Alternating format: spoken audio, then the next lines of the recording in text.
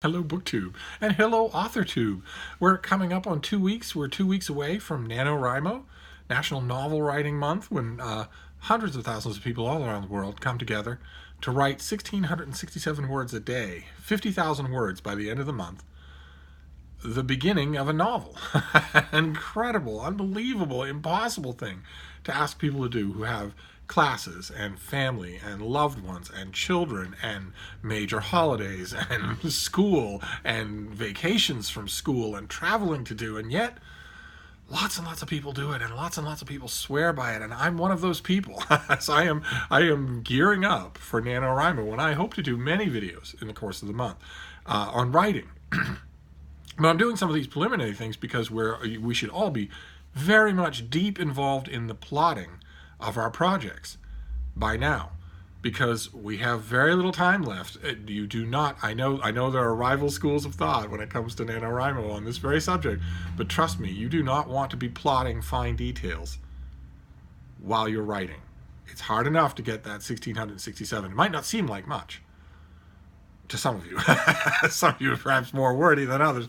Even me, though, it catches by surprise. It might not seem like much, that number. It's not even 2,000. It's a good chunk away from 2,000 words. And there will be days when it doesn't feel like that much. It'll be days when everything is lined up and everything is perfect. But there will be other days, I guarantee you, especially if this is your first NaNoWriMo, I guarantee you there will be other days when that feels like clawing your way up a stone wall with your fingernails, where that 1,667 feels completely impossible, either because of time constraints or because even if you have the time, you're sitting there and you just have no idea what to do. And believe me, that feeling only gets worse if you haven't plotted your work. So you should be deeply involved in plotting your work by now.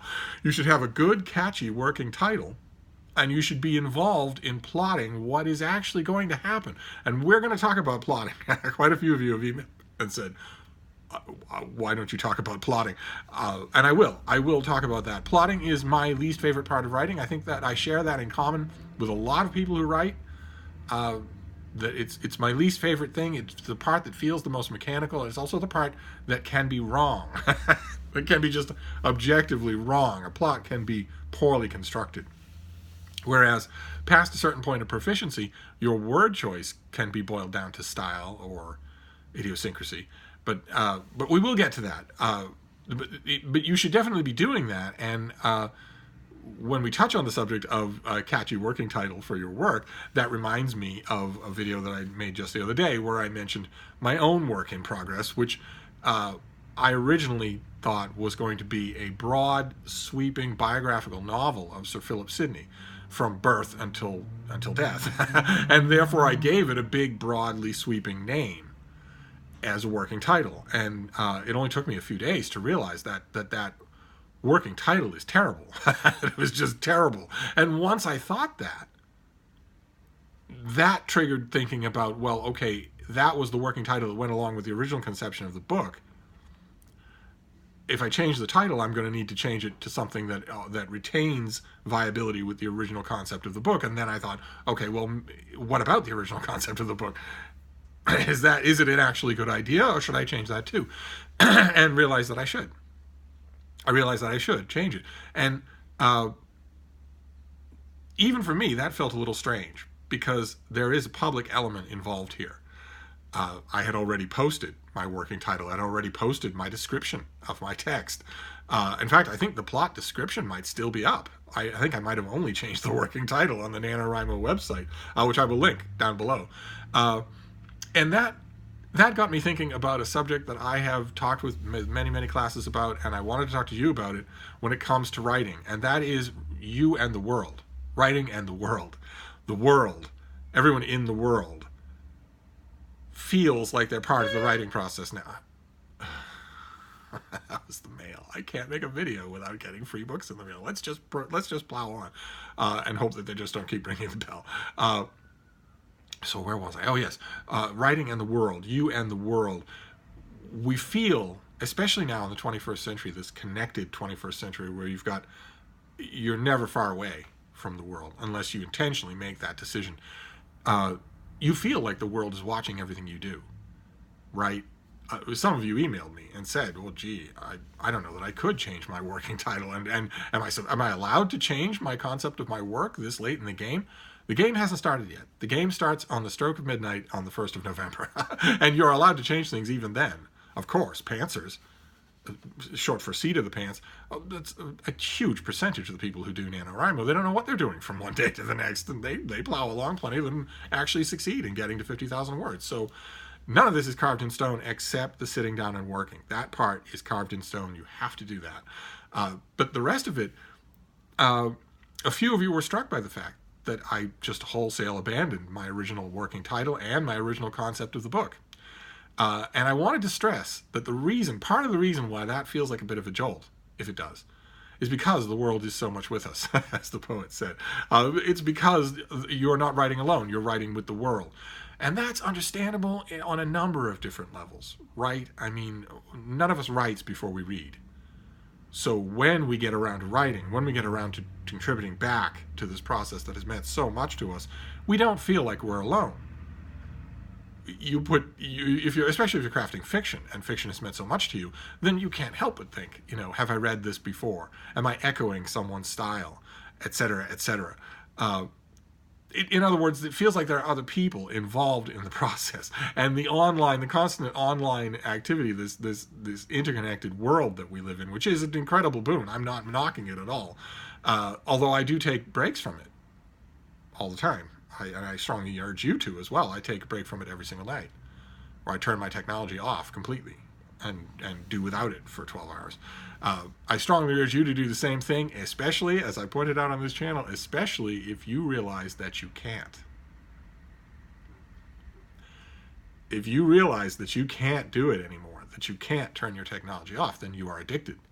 And all addictions are by nature bad and must be fought and overcome. So if you find that that's the case, a couple of you have blanched over the years here at this channel, have blanched at the idea of turning your technology off for an hour. An hour when you're not otherwise distracted. So not an hour where you're taking the subway or walking out in the woods, but an hour where you are sitting at your desk, only with your phone, your iPad, your computer all off.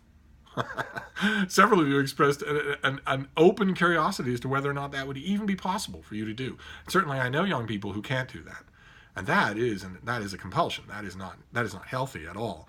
But in addition to that world, that always connected world, and in addition to the fact that we all read before we write, all of which contributes to this idea that the world is watching while you write, there's also a way in which NaNoWriMo itself, with the best of intentions and certainly not meaning to make your life an invigilated nightmare, adds to that problem. I mean, you've got the NaNoWriMo website. You've got all your stuff up on the NaNoWriMo website. You have writing buddies who are watching your stuff and you're watching theirs.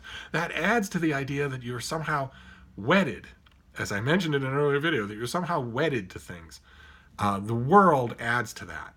How many...